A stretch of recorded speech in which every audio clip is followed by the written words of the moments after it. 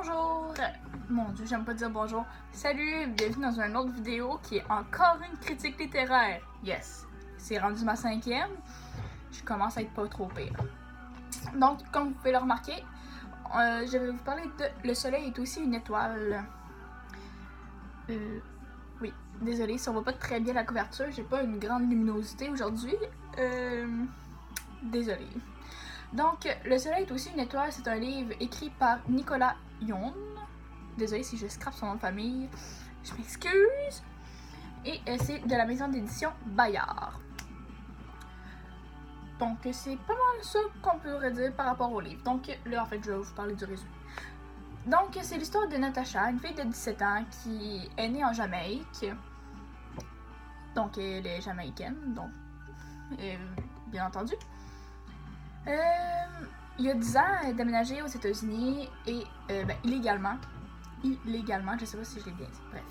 Et là, ça fait plusieurs semaines, je pense, même voire quelques mois, qu'elle a été mise au courant qu'elle allait devoir quitter les États-Unis pour retourner en Jamaïque avec sa famille, donc son petit frère et ses parents.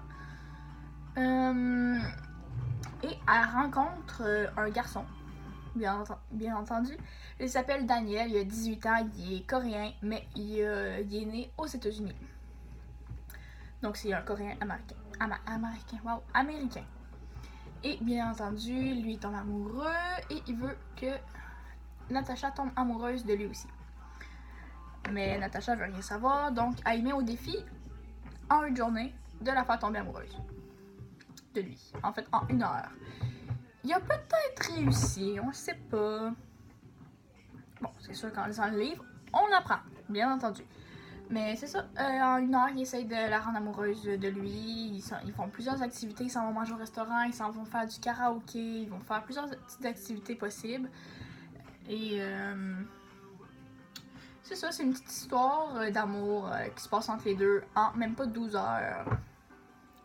Et ce que j'aime par rapport au livre, c'est que entre chaque chapitre, chaque chapitre a un point de vue différent. Donc, un chapitre c'est Natacha, l'autre chapitre c'est Daniel et vice versa tout le temps.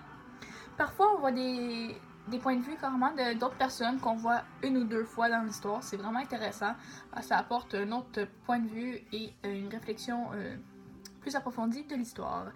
Ce que j'aime pas trop, c'est bien entendu l'histoire cliché que les deux personnes commencent à s'aimer en peu de temps. Sinon, je donne un 4 sur 5 pour ce livre. Oui.